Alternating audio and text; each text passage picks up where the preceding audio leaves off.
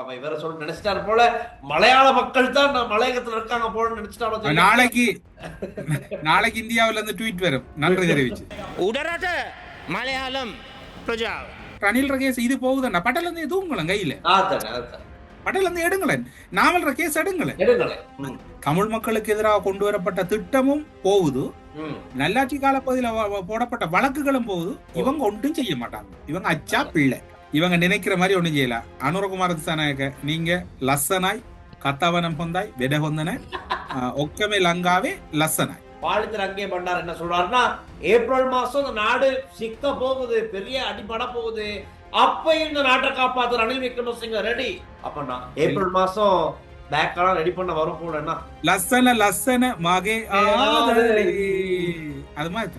அனைத்துலக தமிழர் பேரவை வழங்கும் பொங்கல் விழா 2026. இடம் கிராண்ட் வியூ பேன்க்வெட்டிங் ஹால், 10 ஸ்டோன்ஃபீல்ட் வே, ராய்ஸ்லிப் HI40JS. அனுமதி இலவசம்.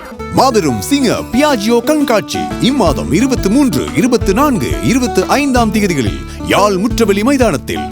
சிங்க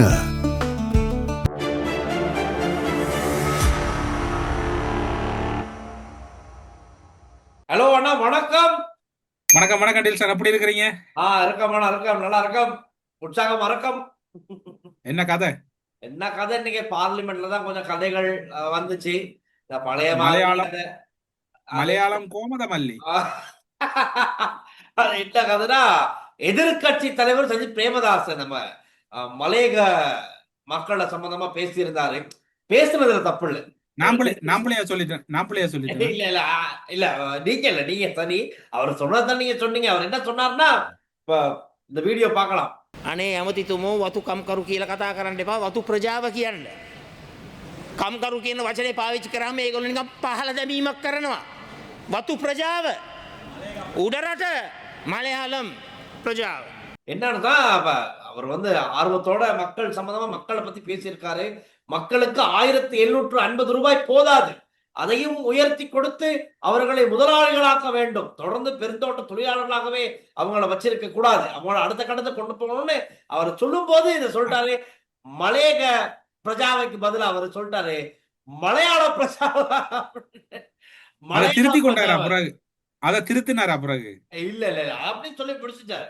වතු ප්‍රජාව උඩරට මලයාளම් ප්‍රජාව. பக்கத்துல இருந்தவங்க என்னை பாத்தீங்கன்னா எத்தனை பேர் அனுபவசாலிகள் இருக்கிறாங்க. அந்த வார்த்தை பிழை, இதை நீங்க இப்படி எழுதுங்கன்னா எழுதியாவது ஒரு துண்டுல கொடுத்திருக்கலாம் இல்லையா? அப்ப இவர சொல்ல நினைச்சிட்டாரு போல.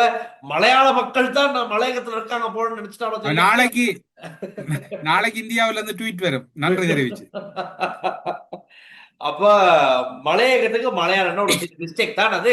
ஆனா இருந்தாலும் அதை அப்படி சொல்லிட்டு போயிட்டாரு. அப்ப அது கமெண்ட்ஸ்ல என்ன சொல்லிருக்காங்கன்னு ஒரு கமெண்ட் ஒண்ணு பாத்துரு. அதுக்கு என்ன, எனக்கு அந்த என்ன நெஞ்சம் பலவீனமா இருக்கு, அதை நான் பார்க்கறத தவிர்க்கிறேன்.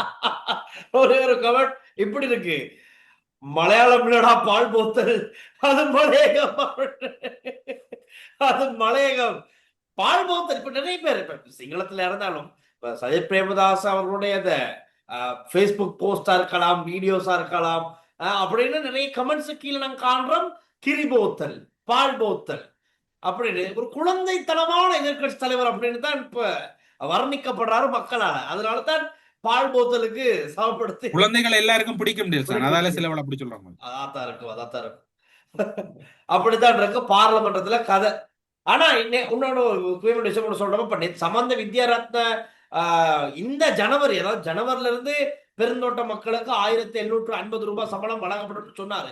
ஆனா இன்னைக்கு பார்லிமெண்ட்ல பிரதி அமைச்சர் சுந்தரலிங்கம் பிரதிபொருள் சொல்றாரு, பிப்ரவரி, அதாவது அடுத்த வருகிற 10ஆம் தேதி, பிப்ரவரி 10ஆம் தேதியில இருந்து மக்களுக்கு வந்து 1750 ரூபாய் வழங்கணும். அதுல கொஞ்சம் பிரச்சனை. மக்கள் எதிர்பார்த்தாங்க ஜனவரி கொடுக்கப்படும், ஆனா இல்லாம அடுத்த மாசம் வந்து கொடுக்கறதா சொல்லப்பட்டிருக்கு. தோட்ட கம்பெனிகளை வந்து இவங்களால கட்டுப்படுத்த இல்லாம இருக்கு. ஆமா, அரசாங்கம் தான் அந்த மேலதிகமான தொகையை கொடுக்க போகுது. தோட்ட கம்பெனிகள்லாம் அந்த அதிகரிப்பை செய்யணும், அரசாங்கம் செய்யக்கூடாது. ஆனா தோட்ட கம்பெனிகள் செய்யலையே. அப்படின்னா 3/2 இருக்கிற அரசாங்கத்தையும் தோட்ட கம்பெனிகள் ஆட்டி படைக்குது. இந்த மக்களுக்கு வாக்குறுதி கொடுத்துட்டோம்னு இவங்க கொடுக்க போறாங்க. இது எங்க இருந்து போகுது? ரசரியில இருந்து போகுது. அந்த கிடைக்கிற தோட்டத்தால கிடைக்கிற இன்கம் எங்க போகுது? கம்பெனிகளுக்கு போகுது. எல்லாமே கம்பெனிகள் அனுபவிக்க போகுது. அந்த அனுபவிக்கிறாரு தனிநபர். கம்பெனிகள் ஓனரா இருக்கிறார். இன்னைக்கு அங்க இந்திய கம்பெனிகள் பலது, மற்ற வெளிநாட்டு கம்பெனிகள், மேற்கத்திய கம்பெனிகள் பல கம்பெனி இருக்கான். அவன் தனிப்பட்ட ரீதியில் அனுபவிக்கிறான். ஏன் அதை கட்டுப்படுத்துறதுக்கு சிஸ்டம் இருக்கா இல்லையா? அல்லது பிரதீபன் போன்றவர்களால உண்மையில் இந்த விடயத்தை கையாளுறது கஷ்டமா இருக்கா? இவர்கள் தொழிற்சங்கத்தோட பயணிச்சவங்க என்பிபி. அந்த கம்பெனிகளை கட்டுப்படுத்துறதுக்கு ஒரு அமைச்சரவை பத்திரம், ஒரு சுற்று நிறுவனத்தை வெளியிட இல்லாம என்ன டீல்ஸ் புரியுது? அதான் சிக்கப்பட்டிருக்காங்க. ஏன்னா இப்ப எல்லாமே குத்தகைக்கு விடப்பட்டிருக்கு. பெருந்தோட்ட கம்பெனிகள், அந்த நிலங்கள் எல்லாம் குத்தகைக்கு விடப்பட்டு மக்களும் சேர்ந்தே குத்தகைக்கு விடப்பட்ட மாதிரி தான் இப்போ நிலைமை. ஏன்னா மக்களோட எல்லாமே நிர்ணயிக்கிறது, மக்களோட சந்தோஷம், இன்ப துன்பம் எல்லாமே நிர்ணயிக்கிறது இன்னைக்கு கம்பெனிகளா மாறி இருக்கு. சோ அந்த நிலைமை மாறினாதான் மக்களுடைய வாழ்வாதாரம் மலையகத்துல மாறும் அப்படிங்கிறது எல்லாருடைய நம்பிக்கை. அப்ப இன்னைக்கு அந்த ஒப்பந்தத்துல ஒரு க்ளோஸ் இருக்கு டில்சான். அத அரசாங்கம் விரும்புற நேரத்துல அது தொடர்பான மீள் பரிசீலனை செய்து அமைச்சரவை பத்திரமும் நாடாளுமன்றமும் ஒரு ஒப்புதல் அடிச்சா அந்த இதெல்லாம் சட்ட திருத்தங்கள் ஏற்படலாம். அதை செய்யறது கூட இந்த 3-2 இருக்கிற உண்மையில சொல்ல போனா ஆசாய் பயா இந்த 3-2 பெரும்பான்மை அதுல மட்டும் இல்ல, பல விஷயங்கள் அடிபட்டு இருக்கு. 3-2 வச்சுக்கிட்டு இந்த அரசாங்கம் என்ன செய்து ஏன் இன்னும் காலதாமதம் பண்ணது ஒவ்வொரு விஷயத்துக்கு? இன்னைக்கு காலையில சட்டமாதிபர் திணைக்களத்துக்கு முன்பாக ஒரு ஆர்ப்பாட்டம். நாங்க நேத்தே இதை பத்தி சொல்லிட்டு போயிட்டோம். அப்ப நாங்களும் இன்னைக்கு பரபரப்பா சட்டமாதிபர் திணைக்களத்துக்கு முன்பாக போனோம்னா ஒரு 15-20 பேருக்குள்ள தான் வந்திருந்தாங்க. சட்டமாதிபருக்கு எதிர்ப்பு தெரிவிச்சு அவங்க என்ன சொல்றாங்கன்னு சொன்ன அவங்களுடைய கருத்து, இந்த ஆர்ப்பாட்டத்தில் ஈடுபட்ட இளம் ஊடகவியலாளர் சங்கத்தை சேர்ந்தவர்களும் அதே மாதிரி 11 பேர் காணாமல் போன வழக்கு இருக்கு தானே, வசந்த கருணாவோட சம்பந்தப்பட்ட ஒரு வழக்கு. அவர் அதுல இருந்து இல்லாமக்கப்பட்ட இடத்துல அந்த லிஸ்ட்ல 14வது சந்தேக நபரா அவர் பேர் சேர்க்கப்பட்டாலும் பின்னர் அது நீக்கப்பட்டுருச்சு. இப்போ இந்த மாதிரியான வழக்கு விசாரணைகள், ரணில் விக்ரமசிங்கனுடைய வழக்கு விசாரணை, மற்றது லசந்த விக்ரமத்துவ ஊடகவியலாளர் வழக்கு விசாரணை, இப்படி பல வழக்கு விசாரணைகள். அது மட்டும் இல்ல, நேற்றைய தினம் இடம்பெற்ற கஸ்தப்ப தேரர், நேற்றைக்கு முன்தினம் இடம்பெற்ற இந்த வழக்கு விசாரணைக்கெல்லாம் ஏதோ ஒரு விதத்துல இவங்களால அழுத்தம் பிரயோகிக்கப்படுது அப்படின்னு இன்னைக்கு ஆர்ப்பாட்டத்தில் ஈடுபட்ட தரப்பு குற்றச்சாட்டு முன்வைக்கிறாங்க. சோ இது இப்படி இருக்கக்கூடாது, மக்களுடைய ஆணையை மதிக்கிற சுயாதீனமா செயற்படுற ஒரு சட்ட முறைமை தான் இலங்கையில் இருக்கணும்னு இன்னைக்கு ஆர்ப்பாட்டத்தில் ஈடுபட்டவங்க சொல்றாங்க. சோ இப்ப இன்னைக்கு அந்த 11 பேர் காணாமலாக்கப்பட்ட சம்பவத்தோடு சம்பந்தப்பட்ட அந்த 11 பேருடைய பெற்றோர் தாய்மாரும் தாயும் இன்னைக்கு வந்திருந்தாங்க. அவங்க எல்லாம் முன்வைக்கிறது சட்டமா அதிபர் திணைக்களத்தில் ஒரு பிரச்சனை இருக்கு, இதுல ஒரு மாற்றம் ஏற்படணும் அப்படின்னு. பிற்பகல் வேளையில் என்ன செஞ்சாங்க, பிற்பகல்ல சட்டம் அதிபருக்கு ஆதரவா இந்த யூஎன்பி, எஸ்ஜேபி, எஸ்எல்பிபி இதுக்கெல்லாம் அந்த பிரஸ் மீட்டுகளை நாங்க பாத்துருப்போம். என்பிபி இருந்து யாரும் வரல. அதுக்கு என்பிபி இல்ல, சாரி, ஜேவிபி ஆதரவா வந்திருப்பாங்க. ஏன்னு சொல்லி உங்களுக்கு குழப்பம் இருக்கல, நான் சொல்றேன், நீங்க சொல்லி முடியும். அப்படி ஒரு விஷயம் இருக்காப்ப சாமான் இருக்கு நம்மள்ட்ட, நம்ம எல்லாம் ரெடி. அது சரி. இப்ப 28ஆம் தேதி ரணில் விக்ரமசிங்கோட வழக்கு வருது தானே. இப்ப நான் பர்சனலா கேட்டேன், ஏன் இப்ப இந்த வழக்கு விசாரணையில என்ன பிரச்சனை அப்படின்னு. அப்ப அங்க இருந்து வந்த தகவலின் அடிப்படையில சொல்றாங்க என்னன்னு சொன்னா, இளம் ஊடகவியலாளர் தரிந்து உழுவதற்கு அவர் தான் பிரதானமா இதை ஆர்கனைஸ் பண்ணிருந்தார். அவர் சொல்றாரு, ரணில் விக்ரமசிங்கோடைய வழக்கு விசாரணையிலையும் பிரதி சொலிசிட்டர் ஜெனரல் திலீப பீரிஸ், மேலதிக சொலிசிட்டர் ஜெனரல் திலீப பீரிஸைக்கும் ஏதோ ஒரு விதத்துல அழுத்தம் பிரயோகிக்கப்படலாம் பட்டிருக்கதாகத்தான் ஒரு கதைகள் இருப்பதா அவர் சொல்றாரு. சோ ஏதோ விதத்துல ரணில காப்பாத்துறதுக்கான முயற்சிகள் நடந்துகிட்டு இருக்கு, திரை மறைவில் ஏதோ ஒரு திட்டங்கள் நடந்துகிட்டு இருக்கதா இவங்க கருதுறாங்க. அதனாலதான் இந்த எதிர்ப்பு ஆர்ப்பாட்டம்னு சொல்றாங்க. 28ஆம் தேதி தான் தெரியும் என்ன நடக்கும்னு. இது ஒரு பொதுவான கருத்து தான் சொன்னால், ஒரு நாட்டின் அரச தலைவர் அரச பயணமாக போகின்ற போது, இப்போது அவர் அமெரிக்காவுக்கு சென்றால் என்ன, கனடாவுக்கு சென்றால் என்ன, அவர் வருகின்ற போது துபாயில் இறங்கினால் என்ன, பிரித்தானியாவில் இறங்கினால்னா அது அரச முறை பயணம் தான், அதில் வீண் விரயம் என்று பொருள் கூடாது. இப்ப கணக்க தேவையில்லை. பட்டல் அந்த சம்பந்தமா கதைச்சவங்க தானே, பட்டல் அந்த சம்பந்தமா பிமல் ரட்நாயக்க பையிலோட இந்த அவருக்கு அந்த அவர் இதை விட அதை எடுங்களேன், இதை விட அது நல்ல சாமானே, அது நேரடி ஐ விட்னஸ் இருக்கு, ஏன் அதை எடுக்கிறீங்கல்ல? கிட்டத்தட்ட சொல்ல போனா இப்ப நீங்க கேட்டீங்க ஏன் ஜேவிபி போயிருப்பாங்கன்னு நான் சொன்னேன். ரோகண விஜய் வீரர் இருக்கிறார் தானே, ஜேபி தலைவர் ரோகண விஜய் வீர சிறையில் இருந்த போது அவருக்கு அந்த, அதாவது அவரை சிறையை முடிச்சு அவரை விடுதலை செய்ததுல இப்ப இருக்கிற சட்டம் அதிபர் தந்தை நீதி அமைச்சரா இருக்கக்குள்ள அவர் ஒப்பமிட்டுத்தான் அவரை விடுதலை செய்தது. இப்ப இருக்கக்கூடிய சட்டம் அதிபர் தந்தை பிரதம நீதியரசரா இருந்து பிரத நீதி அமைச்சர செயலாளரா இருந்து அந்த காலப்பகுதியிலான் அவர் ஒப்பமிட்டுத்தான் ரோஹண விஜயவீர விடுதலை செய்யப்பட்டார். அப்ப இப்ப இருக்கிற டெல்வின் சில்வா போன்ற ஆட்களுக்கு இப்ப இருக்கிற சட்டம் அதிபர் மீது பெரிய அளவுல வன்மம் பாராட்டுறதுக்கு வாய்ப்பு இல்லை. நன்றி கடன் ஒன்று இருக்குது இவங்கள. சும்மா இப்ப இவங்களை என்ன சொன்னா இவங்களால சிலதை செய்ய இயலாது. இப்போதான் சொல்ல போனா ரணில்ற கேஸுக்கு என்ன நடக்கும்னு இவங்களுக்கு அதை தாண்டி ஏன் ரணில்ற கேஸ் இது போகுதுன்னா பட்டல இருந்து எதுவும் கையில பட்டல இருந்து எடுங்களேன், நாவல்ற கேஸ் எடுங்களேன். இப்ப நீங்க கசப்ப தேர்ற கருத்தை சொல்றீங்க, இதை எடுங்களேன், தையிட்டி விகாரை எடுங்களேன். ஆனா இப்ப இருக்கிற சட்டம் அதிபர் கிட்டத்தட்ட அவரை பற்றி சொல்ல போனா அவர் ஒரு கிட்டத்தட்ட ஒரு என்ன சொல்ற ஒரு ஜெனுவினிட்டியானார்.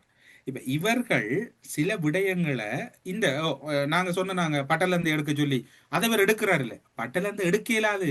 பட்டல இருந்து விசாரணை நடக்க வேண்டாம். 2009ஆம் ஆண்டு இனப்படுகொலை விசாரணை அங்க நடக்கணும், நீதிமன்றத்துல சட்டமாக போடணும் ஃபைல. இவர்கள் என்பிபி எதிரா போராட்டம் செய்யுது காலையில, பின்னேரம் எஸ்ஜேபி ஜேவிபி எஸ்எல்பிபிஎல் அதுல ஜேபி காரணம் வந்திருப்பாங்களா, அவங்க கட்டாயம் வந்திருப்பாங்க. ஆனா இவர்கள் இப்ப சொல்றதெல்லாம் ஏன் ஊடகவியலாளர்கள் அதுல ஆர்ப்பாட்டம் செய்யணும்? ஏன் ஊடகவியலாளர் சுயாதீனமானாங்க? ஏன் ஊடகவியலாளர் ஆர்ப்பாட்டம் செய்யணும்? அந்த கேள்வியோடு இருக்கடா. இப்ப டில்சான் நாங்க பொதுவா ஒரு கருத்தை இப்ப நாங்க என்ன சொல்றோம், சட்டமாதிபர் பிள்ளையே நாங்க இதுல விமர்சிச்சாக்கலாம் நாங்க. ஆனா இன்றைக்கு உண்மையை சொல்றோம். ஏன் இளம் ஊடகவியலாளர்கள் என்ற ஒரு டைட்டில் வரணும், வரணும். ஆனா அவங்க சொல்றது இப்ப ஒரு விஷயம் இருக்கு. இப்ப இருக்க சட்டமாதிபர் ரணில் விக்ரமசிங்கவால் நியமிக்கப்பட்டவர், அவர் ஜனாதிபதியாக்கும் போது நியமிச்சவர். சோ ஏதோ ஒரு வகையில இவரோட ஆதரவு இருக்குமான்னு சந்தேகிக்கிறாங்க அப்படிங்கறதான் உங்களோட கருத்தா இருக்கு. அதே ரணில் கேஸ்ல சட்டமாதிபர் வித்ட்ரோ பண்ணவர், இரண்டாவது பிரதி சட்டமாதிபரும் வித்ட்ரோ பண்ணித்தான் 13 14வது இடத்துல இருக்கிற திலிப்ப பீரிஸ் அந்த கேஸை கொண்டு போறேன். அப்ப அந்த கேஸ் அவங்க அந்த குழப்பிருக்கலாம் நினைச்சிருந்தோம். விளங்குது அண்டை நான் சட்டமாதிபர் செய்யணும் அப்படின்னு செய்யல. இப்ப இது கிட்டத்தட்ட சொல்ல போனால் இதுவும் அரசாங்கத்துல ஒரு இயலாம. இன்னைக்கு வந்த ஒரு தரப்பு என்ன சொல்றாங்கன்னா, இப்ப நாங்க ஆரம்பத்துல பேசுற மாதிரி தான் அனுரகுமார் திசாநாயக்க ஜனாதிபதி ஆவதற்கு முன்பாக ஒரு 400 ஃபைல் 400 ஃபைலுக்கும் அதிகமான ஃபைல்ஸ் வச்சிருந்தாரு. இப்ப எடுத்து போட்டிருக்கிறது 1-2 ஃபைல்ஸ் தான். அதுலயும் பாதியான கேசுகள் நல்லாட்சி காலத்துல பதிவு பண்ணப்பட்ட முன்வைக்கப்பட்ட குற்றச்சாட்டுகள் கேசுகள் தான். இப்ப மைந்தானந்த அழுத்த வகையில உள்ள போனது நல்லாட்சி காலத்துல போடப்பட்ட கேஸ். அப்ப இந்த அரசாங்கத்துல போடப்பட்ட கேஸ் என்னது, அந்த வச்சிருந்த 400 ஃபைலுக்கு என்ன ஆச்சு அப்படிங்கிறதான் கேட்கிறாங்க. 3-2 பெரும்பான்மை பலத்தை வச்சுக்கிட்டும் அந்த 400 ஃபைல முன்னுக்கு போட்டு குயிக் ஆக்ஷன் எடுக்க முடியாம இருக்குன்னு சொன்னா இந்த அரசாங்கம் என்ன செஞ்சுக்கிட்டு இருக்கு அப்படின்னு தரப்பட ஒரு தரப்பு கேட்கிறாங்க. நீதிமன்றம் சொல்லிட்டு இலங்கையில பொருளாதார நெருக்கடிக்கு ராஜபக்ச குடும்பம் தான் காரணம் நீதிமன்றம் சொல்லிட்டு அதை மேற்கொண்டு அந்த தீர்ப்பை வச்சுக்கொண்டு அடுத்ததுக்கு ஏன் யோசிக்கல இல்லையா? இப்ப அத 400 ஃபைல் அறிமுகப்படுத்துறாரு தானே. தேர்தலுக்கு முன்பாக நான் அந்த பிரஸ் மீட்டுக்கு நானும் போயிருந்தேன். அந்த போட்டோ நினைக்கிறேன் இன்னமும் ஜேவிபி என்பிபி ஒபிஷியல் ஃபேஸ்புக் பேஜ்ல ஏதாச்சும் இருக்கணும், நான் தேடும். நானும் ஒரு ஃபைல் எடுத்து கொடுக்குறேன். அப்புறம் அவர் சொல்றாரு, அனுர்குமார் திசாநாயக்க சொல்றாரு, இங்க வந்திருக்கவங்க யார் ஊடகவியலாளர்கள் யாரா இருந்தாலும் பரவாயில்ல, நீங்க ஒரு ஃபைலை எடுத்து தாங்க, என் கைக்கு எடுத்து தாங்க, அதுல என்னென்ன விஷயம் இருக்குன்னு நான் சொல்றேன். எனக்கு கொஞ்சம் ஆர்வம் இருந்துச்சு. நானும் போயிட்டு ஒரு ஃபைல் எடுத்து அப்ப அனுர்குமார் திசாநாயக்க தோழர் தானே, அவர் கட்சியின் தோழர், அப்ப எடுத்து கொடுக்குறேன். இப்பதான ஜனாதிபதி, அப்ப நான் எடுத்து கொடுக்குறேன். அது ஒரு போட்டோ பட்டுருச்சு, அது எங்கனாச்சும் இருக்கு ஃபேஸ்புக்ல. எடுத்து கொடுத்தா அந்த ஃபைல்ல ரோஹித் ராஜபக்ச ராக்கெட் சம்பந்தமான கேஸ் தான் பெரிய ஃபைல தான் எடுத்திருக்கேன். அந்த பெருமை என்னையே தாரும். சரியாப்பா, அது போகுது. அப்ப இன்னொரு ஃபைல் யாரோட எடுத்து கொடுத்தாங்க, அதுல ஒரு சிலை அதுதான் எனக்கு திங்க் வந்துச்சு. என்னன்னா அந்த சிலைக்கு ஹைலைட்டா போடுச்சு. ஒரு புத்தர் சிலை இப்படி மோசடி நடந்திருக்கு, பேர் விளக்கத்தோட சொன்னார். அந்த கேஸ் எல்லாம் என்ன ஆச்சுன்னு நானும் யோசிக்கிறேன். என்ன ஆச்சு அன்னைக்கு இதெல்லாம் சொன்னாரே அப்படின்னு. இப்ப நானும் ஆர்வமா இருக்கேன். அப்ப அன்னைக்கு அந்த பிரஸ் மீட்ல இருந்து அந்த 400 ஃபைல்ல ஒரு 20-30 ஃபைல் என்ன ஆச்சா அவர் அன்னைக்கே வாசி காட்டினாரு. அதை வாசி காட்டின ஃபைல்ஸ் இன்னும் எடுப்படாம இருக்கே அப்படின்னு தான் நான் யோசிச்சுக்கிட்டு இருக்கேன். எடுப்படுமா, இன்னும் டைம் இருக்கா, என்ன பிளானுங்கிறது இன்னும் தெரியாம இருக்கு. ஒரு வருடத்துக்குள்ள தங்களுடைய வேலையில வேகத்தை காட்ட தவறுனா அதுக்கப்புறம் வேலை செய்யணும். சிஸ்டம் இடம் கொடுக்காது. கணக்கு தேவையில்லையா டில்சான்? இன்றைக்கு ராஜபக்ச குடும்பத்தின் மீது இருக்கிற பல குற்றச்சாட்டு இருக்குது. குற்றச்சாட்டுகளே நீங்க விசாரிக்கல. நாங்க திரும்ப திரும்ப சொல்றோமே, இன்னைக்கு அந்த முன்னாள் சபாநாயகர் அவரை சர்டிபிகேட் இஷ்யூ பண்ணி அவரை ரிமூவ் பண்ணீங்க. கணக்கண்டை பிமல் ரட்நாயக சொல்றாரு, அவருக்கு நாங்க கட்சி ரீதியா கடுமையான தண்டனை எல்லாம் கொடுத்துட்டோம்னு சொல்றேன். நாமல் ராஜபக்சர் அது சொன்னீங்களே, இவர் யாரு நலிந்த சுகாதார அமைச்சரும் அமைச்சரவை பேச நலிந்த ஜெயதிஷ் சொன்னாரு, ஒரு வாசிச்சாரு. அதோட நாமல் ராஜபக்ச சவால் விட்டாரு. ஏன் இப்ப ஒரு ஃபைல ஒரு பட்டப்படிப்பை ப்ரூவ் பண்றேன்டா அந்த யூனிவர்சிட்டியோட மர்ஜ் பண்ணி எவ்வளவு வேலை செய்யல. என்ன நடக்குது? நீங்க அது மட்டும் இல்ல, இப்ப நாமல் ராஜபக்ச இப்ப நேற்று முந்தா நேற்று ஒரு பிரஸ் மீட் அப்படின்னா நான் சொன்னேன், உசாவிக்கு போயிட்டு நீதிமன்றத்துக்கு போயிட்டு அவர் நான் வெளிநாட்டுக்கு போறேன்னு இந்த கேஸ்க்கு எனக்கு முன்னிலையாக முடியாதுன்னு அவர் ஈஸியா போறாரு. இப்ப வெளிநாட்டுக்கு போறாரு, நாளைக்கு போறாரு. சோ அந்த கேஸ்ல அவரால் முன்னிலையாக மாட்டாரு, வெளிநாட்டுக்கு போயிட்டு வந்துருவாரு. அப்ப அவரு அந்த விஷயத்தை முடிச்சுட்டு ஊடகங்களுக்கு என்ன சொல்றாருன்னா, என் மீது இருப்பது ரணில் போட்ட வழக்குகள், என் மீது இருப்பது ரணில் போட்ட வழக்குகள் தான். இந்த அரசாங்கம் இன்னொன்னு போடல, ஆனாலும் நாங்கள் ரணிலை ஜனாதிபதி ஆக்கினோம் அப்படின்னு அவரு அந்த டைம்ல ஞாபகம் காட்டிட்டு போறாரு. இல்ல, அவர் சொன்னதும் உண்மைதான் இருக்குது. அதாவது இப்ப போல அதிகளவான வழக்குகள் ரணில் மைத்திரி காலப்பகுதியில போடப்பட்ட வழக்குகள், நல்லாட்சி காலப்பகுதியில போடப்பட்ட வழக்குகள் தான் இப்ப போகுது. இதுல ஒரு ஒற்றுமை இருக்கு, என்ன தெரியுமா சார்? நல்லாட்சி காலப்பகுதியில தமிழ், அதுக்கு முதல் மஹிந்த ராஜபக்சேர காலப்பகுதியில தமிழ் மக்களுக்கு எதிராக கொண்டு வரப்பட்ட திட்டமும் போகுது, நல்லாட்சி காலப்பகுதியில போடப்பட்ட வழக்குகளும் போகுது. இவங்க ஒன்றும் செய்ய மாட்டாங்க, இவங்க அச்சா பிள்ளை, நாங்க ஒன்றும் பெற மாட்டோம். ஆனால் தமிழர் பகுதிகளில் சிங்களமயமாகிறது அது இதெல்லாம் நடக்குது. ஆனா நாங்கள் தென்னிலங்கையில் இருக்கக்கூடிய எல்லாரும் நாங்க நண்பர்கள். நான் இதுல இந்த முகநூல்ல பின்னூட்டம் விடுற ஜேவிபி என்பிபி அல்லது அரசை ஆதரிக்கக்கூடியவருக்கு ஒரே கேள்விதான் கேட்கிறேன். பட்டல இருந்து அறிக்கைய வெளியிடுங்க, பட்டல இருந்து விசாரணை ஆரம்பிங்க, நாங்க மிச்சத்தை பார்க்க. அரசாங்கம் வந்தோட பட்டலந்த வதை முகாம் சம்பந்தமா பெருசா பேசினாங்க. மீடியாஸ் எல்லாம் வட்டலந்த வதை முகாம் இருந்த இடத்துக்கே போயிட்டு அவன இப்ப இன்னைக்கு என்ன நிலவரம், இன்னைக்கு அந்த வட்டலந்த வதை முகாம் இருந்த இடம் எப்படி இருக்குன்னு போயிட்டு வீடியோஸ் எல்லாம் எடுத்து காட்டினாங்க. அப்புறம் அது அப்படியே மௌனம் ஆயிடுச்சு, சைலண்ட், ஒண்ணும் இல்ல, முன்னேற்றம் இல்ல அந்த கேஸ்ல. அதுதான் மக்கள் இலங்கையில என்ன கேஸ எப்படி கொண்டு போகணும் முடிவெடுக்க வேண்டியது அயல் நாடு, மற்றது இந்தியா, சீனா, மேற்குலக நாடுகள்லாம். இலங்கையில எந்த கேஸ் எப்படி நடத்தணும், ஆர் மீது விசாரணை முடிவெடுக்கிறது. இவங்க நினைக்கிற மாதிரி ஒண்ணும் செய்யல. அனுரகுமார திசாநாயக்க, நீங்க லස්සனாய் கத்தவனம் ஹොඳයි වෙඩ හොඳ නැහැ ඔක්කොම ලංකාවේ லස්සனாய் லස්සனாய் அந்த பாட்டு மாதிரி தான், லස්සன மாகே ஆதரே, அது மாதிரி தான்.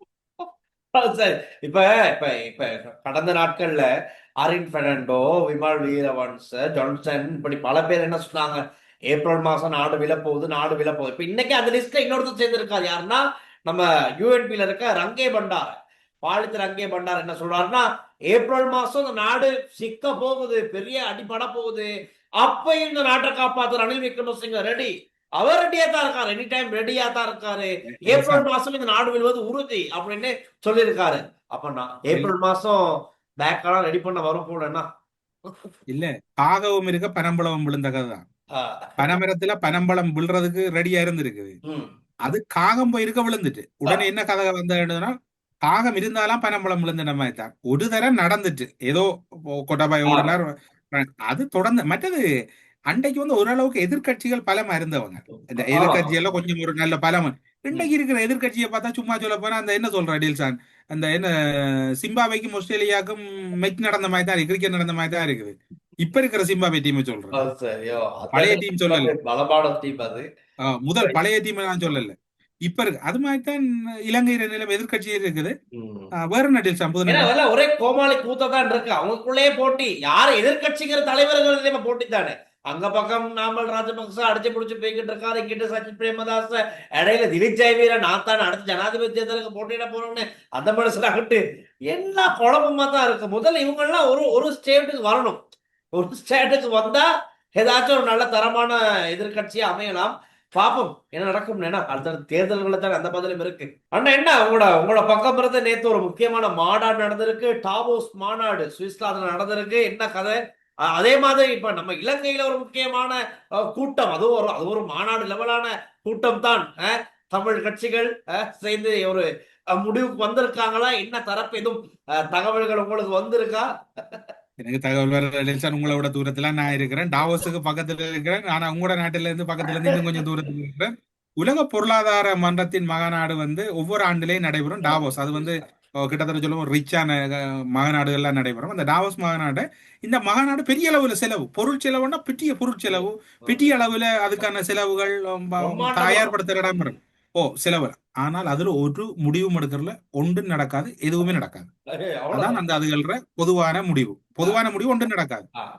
நீங்க கேட்டவள சங்கம் போய் சந்திச்சு கேட்டீங்க, சந்திப்பு நடக்கும் என்றால் அதுல ஓய்வு நிலைக்கு போறார்கள் அல்லது இப்ப ஜொப் இல்லாம இருக்கிறார்கள் எல்லாரும் சந்திச்சிருக்கிறாங்க. அதாவது வேலை வாய்ப்புக்கான அப்ளிகேஷன்.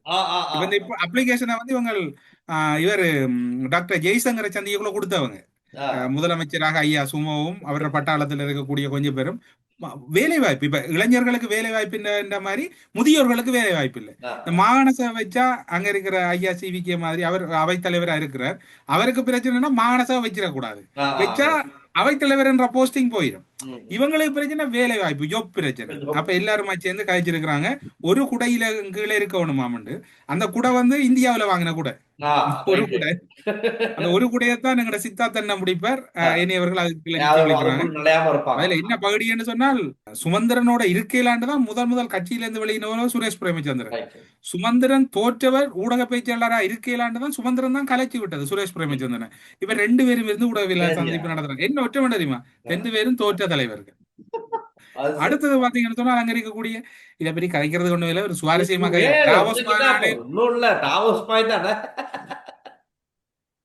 டாவோஸ்ல ஒரு பெரிய யோசனமும் இல்லை. அது மாதிரி இவங்க சந்திப்புல ஒரு பெரிய யோசனை. இவங்க மாநசபை நடந்து தேர்தல் நடந்தாலும் இன்னொரு நல்ல முடிவு நடக்காது, எதுவும் நடக்காது. அது மாதிரி தான். எனவே இதுல ஸ்பெஷலா சொல்றதுக்கு ஒன்றும் இல்ல டீல் சார். வித்தியாசம் அது சுவிஸ்ல நடந்துச்சு, இது இங்க நடந்துச்சு. அங்க கொஞ்சம் நல்லா சாப்பாடு கொடுத்திருப்பாங்க, இங்க அது இல்ல. அதுல இன்னும் ஒரு சுவாரஸ்யம் என்னென்னால், ஒரு காலத்துல ஐநாவுக்கு எதிராக போராடின சுதந்திர கட்சி அமைப்பாளர் கீதாஞ்சலியோட சேர்ந்து கிளிநொச்சியில போராட்டம் நடத்தின சந்திரகுமாரும் அந்த சந்திப்புல இருக்கிறார். இப்ப இந்த தமிழரசு கட்சி எப்படி போகுதுன்னா, மஹிந்த ராஜபக்சேவின் ஆதரவாளர்களையும் கூடாரமா. கிழக்குல சாணக்கியன் மஹிந்த ராஜபக்சே அமைப்பாளர், அங்க வடக்குல இபிடிபில இருந்து வெளியில வந்து சந்திரகுமார். அது மாதிரி இன்னும் நினைக்கிற பவுனியாவில உதயராசா என்று இருக்கிற ஸ்ரீட்டிலோ அவர் முனையில்லாம நினைக்கிறேன். கிட்டத்தட்ட அந்த தமிழரசு கட்சி எப்படி போகுதுன்னு சொன்னால், ஒரு இந்த கொள்கைக்கு முரணாகவும் கொள்கை அற்ற நிலைப்பாட்டையும் போகுது. இதை பற்றி கதைச்சு பிரயோஜனம் சும்மா நீங்க கேட்கறதுக்காக சொன்னா, டாவோஸோட இது ஒப்பிடாங்க, எவ்வளவு ஒரு வேறு. அது வேறு, இது வேறு. ஆனா டாவோஸ் மாநாட பத்தி சொன்னீங்க, இங்க நடக்கிற மாநாட பத்தி எல்லாம் பேசணும். இங்க இன்னொரு பிரச்சனை போய்கிட்டு இருக்கு பெருசா. என்ன தெரியுமா, இன்னைக்கு தங்கம் 24 கேரட் 3,85,000 ரூபாய். திரும்ப நான் உடனே மாலையை தேடி பார்த்து நான் களத்துல கிடக்குறேன், இவ்வளவு நாளும் தேடல. ஐயோ கடவுளே, இலங்கையில இனி நினைச்சும் பார்க்கல. ஏன்னா போன இனி கழுத்தை நான் இப்படித்தான் பிடிச்சிட்டு நடக்கணும். இப்படி பிடிச்சிட்டு அது சரி. அப்ப அதிக விலை. இப்ப டொனால்ட் ட்ரம்ப் பேரை கொஞ்சம் கொலைப்படி பண்ணிக்கிட்டு இருக்காரு. அதனாலதான் இப்ப ஒரே போர் பதட்டம் இருக்கு அங்க. உங்களுக்கு ஒரு டொனால்ட் ட்ரம்ப் தெரியுது, நம்ம நாட்டுல எத்தனை டொனால்ட் ட்ரம்ப் இருக்கிறாங்க, வளைச்சு கிடக்குறாங்க. எதிர்கட்சியிலையும் கிடக்குறாங்க, ஆளுங்கட்சியிலையும் கிடக்குறாங்க. ஐயோ கடவுளே. அவரும் ஓய்வூதியத்தை நிப்பாட்டிட்டாரு, முன்னாள் பாராளுமன்ற உறுப்பினர். அப்ப அவரை அனுரோக கோப்பி அடிச்சிருக்கிறார். நடக்குது. என்ன செய்ய போறாங்களோ தெரியா. உலக அரசியலும் அப்படி, உள்ளூர் அரசியலும் இப்படியா இருக்கு. இந்த வருஷம் ஒரு கலகலப்பா இருக்கும் போல. எங்கெங்க இல்ல, உண்மையில மக்கள் பாவம், மக்களுக்கு ஆபத்து. மக்கள் தான் அடிபட போறாங்க அதுல உண்மைக்குமே. மக்கள்லாம் நாங்க உட்படதான், நாங்களும் மக்கள். நம்ம எல்லாரும் தான் அடி வாங்க போறோம். இவங்க அவங்கவுங்க அதிகாரத்தை பயன்படுத்தி என்னென்ன முடிவு எடுக்கிறாங்களோ எடுத்துக்கிட்டு இருப்பாங்க. என்ன நடக்க போகுது கடவுளோட கையில தான் இருக்கலாம். இறைவா இறைவா. ஓகே, எல்லாம் என் சித்தம் அல்ல உம் சித்தப்படியே நடக்கட்டும்.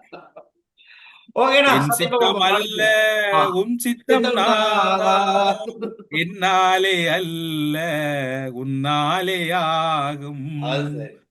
சென்று வருகிறேன். சந்திப்போம் மீண்டும் நாளைக்கு. பாய். பாய்.